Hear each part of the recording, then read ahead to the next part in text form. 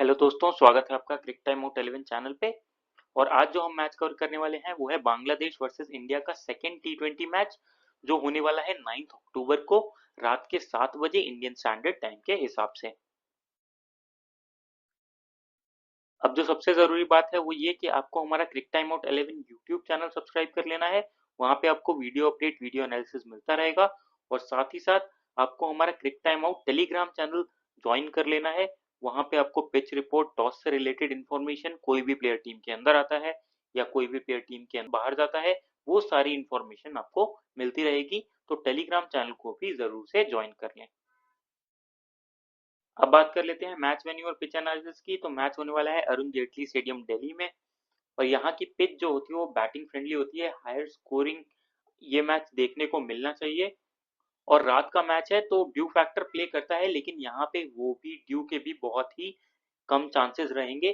तो दोनों इनिंग्स में रन काफी अच्छे बनने चाहिए। तो आपको एक हाई स्कोरिंग मैच देखने को मिलना चाहिए। अगर बात कर ले प्रीवियस कुछ स्कोर्स की, तो ये आईपीएल के मैचेस हैं। ये थोड़ा हायर साइड पे इसलिए है क्योंकि इम्पैक्ट पेयर का रूल था, तो बैट्समैन एक ज्यादा खेलता था। लेकिन फिर भी इतना स्कोर भले ही ना बने, लेकिन अप्रोक्सीमेट 200 के करीब स्कोर बनना तय है। अब बात कर लेते हैं थर्ड लास्ट मैच की।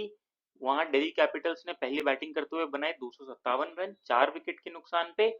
एमआई चेस करते हुए 247 रन बना गई 9 विकेट के नुकसान पे। उस मैच में पेस को 10 और स्पिन को 3 विकेट मिले थे। फिर बात करते हैं उसके अगले मैच की। वहां दिल्ली कैपिटल ने बनाए 221 रन 8 विकेट के नुकसान पे। और राजस्थान रॉयल्स चेस करते हुए बनाई 201 रन 8 विकेट के नुकसान पे। और उस मैच में पेस को 7 और स्पिन को 7 विकेट मिले थे। फिर बात कर लेते हैं यहाँ जो लास्ट मैच हुआ था उसमें दिल्ली कैपिटल्स ने बनाए 208 रन 4 विकेट के नुकसान पे। और लखनऊ सुपर जायंट्स चेस करते हुए 179 पे ऑल आउट हो गई। और उस मैच में पेस को 8 और स्पिन को 4 विकेट्स मिले थे। अब अगर बात करें एवरेज स्कोर की, तो देखिए 180 से 210 के बीच में स्कोर बनना चाहिए। अब बात कर लेते हैं लास्ट 5 मैच के परफॉर्मेंस की। तो इंडिया का एक मैच टाई हुआ था, बाकी सारे मैचेस जीत के आ रही है। और वहीं बांग्लादेश 4 मैच लगातार हार के आ रही है। इंडियन टीम्स में यंगस्टर भले ही प्रेजेंट हो, लेकिन फिर भी वो काफी डोमिनेटिंग रहेगी, जैसे लास्ट मैच के ग्वालियर वाले मैच में रही थी। तो एक इंडियन डोमिनेंस आपको फिर से देखने को मिल सकता है। अब बात कर लेते हैं इंडिया टीम के प्लेइंग 11 की। तो संजू सैमसन ओपन करेंगे अभिषेक शर्मा के साथ। फिर आएंगे सूर्य कुमार यादव, नीतीश कुमार रेड्डी, हार्दिक पांड्या, रियान पराग, रिंकू सिंह, वॉशिंगटन सुंदर, वरुण चक्रवर्ती, हर्षित राणा या मयंक यादव में से कोई एक। अगर मयंक यादव का इन्हें लोड मैनेजमेंट करना पड़ेगा तो उस केस में हर्षित राणा टीम के अंदर आ सकते हैं। और फिर अर्शदीप सिंह खेलेंगे। बात कर लेते हैं ओवर डिवीजन की। तो देखिए अर्शदीप सिंह अपने पूरे ओवर करने चाहिए, हार्दिक पांड्या अपने पूरे ओवर करने चाहिए, मयंक यादव अपने ज्यादा ओवर करने चाहिए अगर वो खेलते हैं तो। वॉशिंगटन सुंदर भी 3 से 4 करने चाहिए।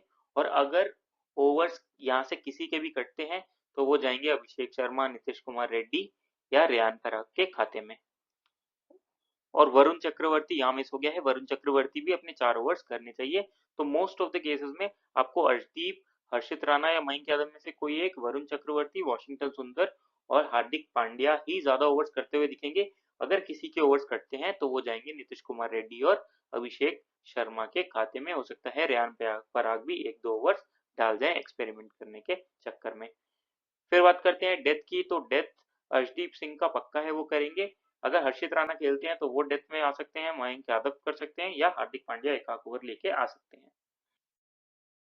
अब बात कर लेते हैं इंडिया के प्लेयर्स के स्टैट्स की। तो अभिषेक शर्मा 6 मैचेस की 5 इनिंग्स में 140 रन है, 28 का एवरेज, 179 का स्ट्राइक रेट है, 2 विकेट ले रखे हैं। बात कर ले रिसेंट फॉर्म की, तो 16, 14 डिड नॉट बैट, 10 तो लास्ट के 4 मैचेस में बैटिंग से उतना अच्छा परफॉर्मेंस आया नहीं है, लेकिन फिर भी अच्छे प्लेयर हैं।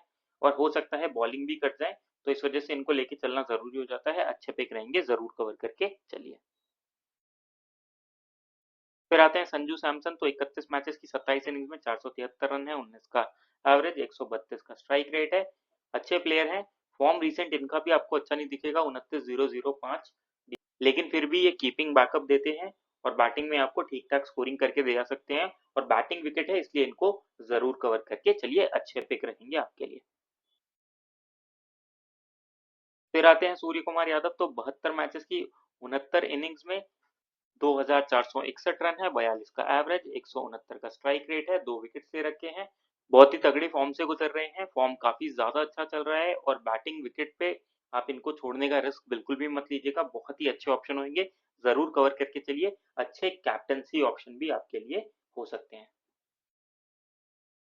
फिर आते हैं रियान पराग, तो 7 मैचेस की 4 इनिंग्स में 57 रन है, 14 का एवरेज, 111 का स्ट्राइक रेट है, 3 विकेट्स ले रखे हैं। बात करेंगे फॉर्म की, तो फॉर्म इनका अच्छा चल रहा है लेकिन बैटिंग इनकी काफी नीचे आती है और वहां पे फिर एक ही ऑप्शन बचता है हिटिंग करके खेलने का, और वहां उस चक्कर में ये अपना विकेट फेंक सकते हैं, लेकिन प्लेयर काफी अच्छे हैं। अगर ऊपर खेलने का मौका मिलता है, जिसकी प्रोबेबिलिटी बहुत कम है, तो ये अच्छा कर सकते हैं, लेकिन फिलहाल के लिए ये एवरेज ही ऑप्शन रहेंगे। आप चाहें तो ग्रैंड लीग में ट्राई करिए, स्मॉल लीग में छोड़ दीजिएगा। फिर आते हैं नीतीश कुमार रेड्डी, तो एक मैच में 16 रन बना रखे हैं, आईपीएल में काफी ज्यादा अच्छे फॉर्म में थे, बैटिंग से भी बॉलिंग से भी, और टेम्परामेंट के साथ ये प्लेयर खेला है आईपीएल में, और अगर इनको मौका मिलता है तो इंडियन टीम में भी ये अच्छा ही खेल के जाएंगे। अपनी विकेट की ये वैल्यू करते हैं, अपना विकेट फेंकते नहीं है, तो अच्छे प्लेयर हैं, लेकिन अभी फिलहाल के लिए इनिशियल स्टेज पे ही हैं अपने करियर के, तो इस वजह से एवरेज ऑप्शन रहेंगे। लेकिन आप ट्राई करना चाहें तो as a trump card pick इनको ट्राई कर सकते हैं, क्योंकि 1-2 ओवर्स बॉलिंग भी करेंगे ये। फिर आते हैं हार्दिक पांड्या, तो 103 मैचेस की 80 इनिंग्स में 1562 रन है, 27 का एवरेज, 142 का स्ट्राइक रेट है, 87 विकेट ले रखे हैं, बहुत ही ज्यादा अच्छी फॉर्म में चल रहे हैं, बैटिंग बॉलिंग दोनों का बैकअप रहेगा, तो इनको जरूर कवर करके चलिए, अच्छे ऑप्शन है। कैप्टनसी के लिए भी आपके लिए ये काफी अच्छे ऑप्शन हो सकते हैं, तो जरूर कवर करके चलिए, मैंडेटरी पिक रहेंगे आपके लिए। फिर आते हैं रिंकू सिंह, 24 मैचेस की 17 इनिंग्स में 418 रन है, 59 का एवरेज है, 174 का स्ट्राइक रेट है, विकेट्स 2 ही ले रखे हैं।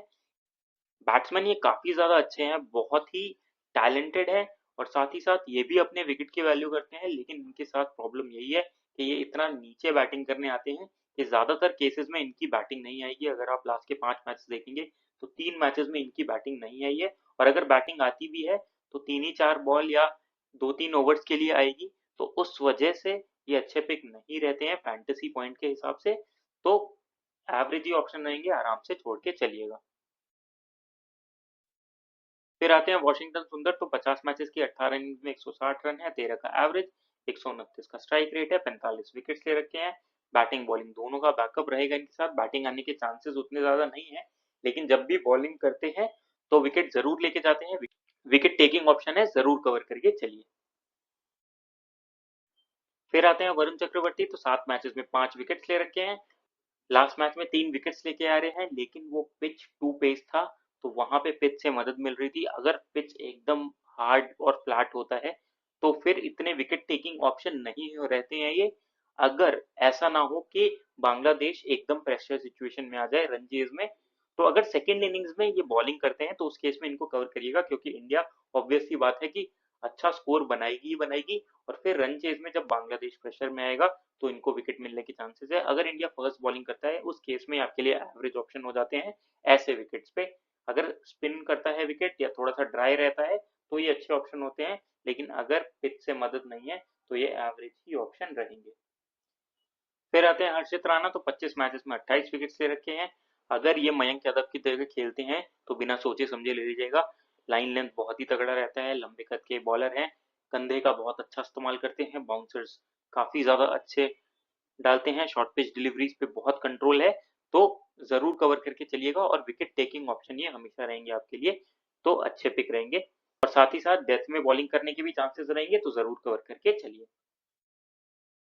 फिर आते हैं मयंक यादव, तो एक मैच में 1 विकेट लिया, लास्ट मैच में दिखाया कि ये क्यों इतने ज्यादा फेमस हो गए थे आईपीएल के वो 3 मैचेस से। इनके पास पेस है, बॉलिंग में एक्यूरेसी है, और ऐसा नहीं है कि सिर्फ पेस पे ही डिपेंडेंट है, वो स्लोअर वंस का भी इस्तेमाल कर रहे थे लास्ट मैच में। लेकिन एक केस ऐसा भी हो सकता है कि इनकी जगह हर्षित राणा खेल जाए इनका वर्कलोड मैनेज करने के लिए, तो वो केस हमेशा रहेगा, तो इस बात को ध्यान में रखिएगा। फिर आते हैं अर्शदीप सिंह, तो 55 मैचेस में 86 विकेट्स ले रखे हैं, फॉर्म काफी ज्यादा अच्छा चल रहा है, डेथ में बॉलिंग डालेंगे, और इस इंडियन स्क्वाड के जो अभी खेल रहा है उसके ये सबसे अच्छे पेसर हैं, तो इनको आप ज़रूर कवर करके चलिए। और आपके लिए ये डिफरेंशियल कैप्टनसी या वाइस कैप्टनसी का भी काम कर सकते हैं, तो मैंडेटरी पिक रहेंगे आपके लिए। अब बात कर लेते हैं बांग्लादेश के स्क्वाड की। तो परवेज हुसैन ओपन करेंगे लिटन दास के साथ, फिर आएंगे इनोसेंट सैंटो, तौहिद हृदय, ममदुल्ला, जेकर अली, मेहदी हसन मिराज, रिशाद हुसैन, तास्किन अहमद, शोरफुल इस्लाम और मुस्तफिजुर रहमान।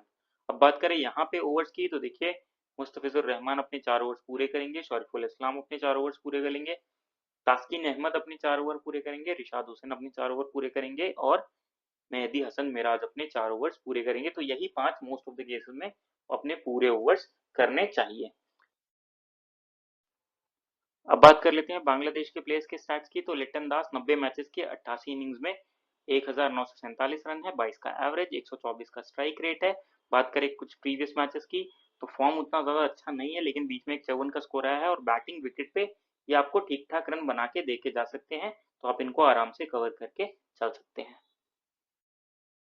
फिर आते हैं परवेज हुसैन। तो 4 मैचेस की 4 इनिंग्स में 33 रन है, 8 का एवरेज, 60 का स्ट्राइक रेट है। बात करें लास्ट के कुछ मैचेस की, तो फॉर्म उतना अच्छा चल नहीं रहा है, तो आप आराम से इनको छोड़ दीजिएगा। फिर आते हैं नजमुल हुसैन चेंटो।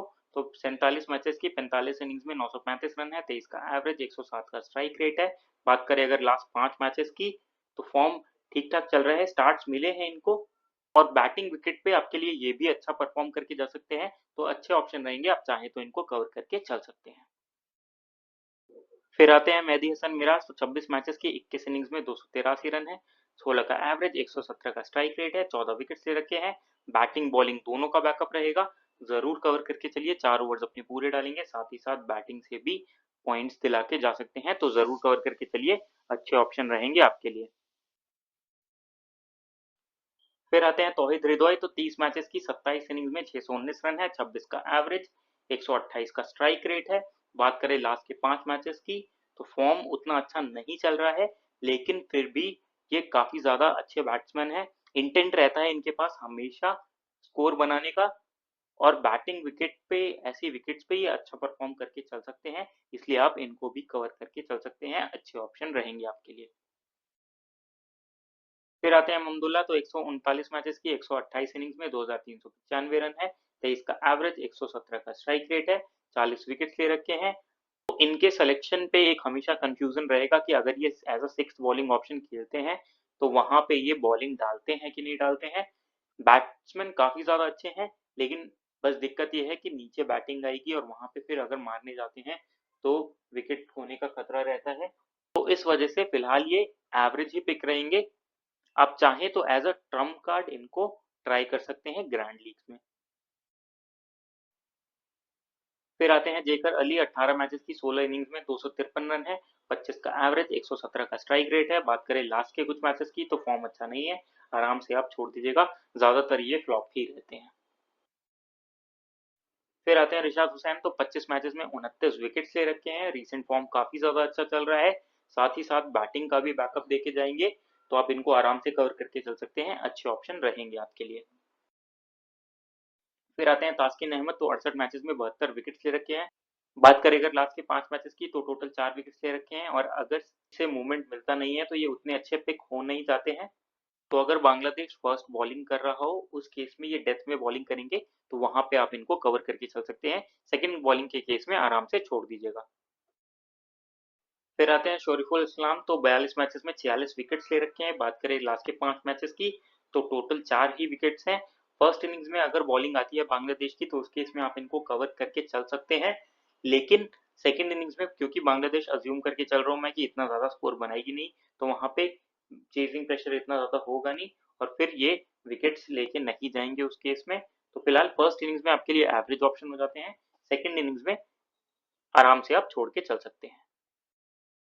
फिर आते हैं मुस्तफिजुर रहमान। तो 104 मैचेस में 129 विकेट से रखे हैं, आईपीएल में फॉर्म काफी अच्छा चल रहा था, और ये भी आपके लिए सिचुएशन बेस्ड पिक हो जाएंगे। अगर बांग्लादेश पहले बॉलिंग करता है तो वहां पे ये डेथ में बॉलिंग करेंगे, तो वहां पे आप कवर करके चल सकते हैं, लेकिन सेकेंड इनिंग्स के केस में आप इनको छोड़ दीजिएगा। बात करें अगर ड्रीम इलेवन टीम की, तो विकेट कीपिंग सेक्शन से आपके लिए संजू सैमसन, लिट्टन दास दोनों ही अच्छे ऑप्शन हो जाते हैं। फिर आते हैं बैटिंग सेक्शन में। तो यहाँ सूर्य कुमार यादव आपके लिए मैंडेटरी पिक रहते हैं, अभिषेक शर्मा आपके लिए मैंडेटरी पिक रहते हैं, अब चाहे तो नजमुल हुसैन शेंटो और तौहीद रिदवाई को भी यहाँ से ट्राई करके चल सकते हैं। फिलहाल के लिए मैं अपनी टीम में इनको इंक्लूड कर रहा हूँ। फिर आते हैं ऑलराउंडर सेक्शन में, तो यहाँ से हार्दिक पांड्या अच्छे पिक रहेंगे और मेहदी हसन मिराज अच्छे पिक रहेंगे।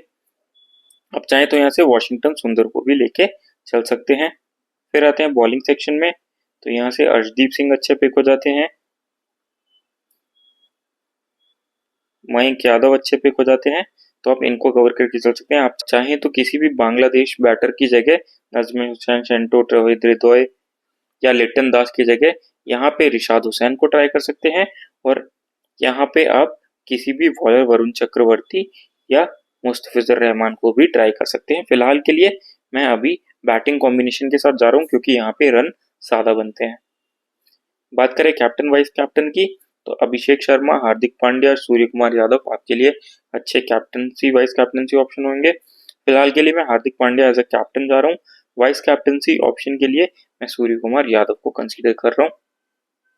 तो कुछ इस प्रकार की रहेगी हमारी टीम, और अगर इसमें कोई भी चेंजेस होते हैं तो आपको हमारे टेलीग्राम चैनल पे मिल जाएंगे।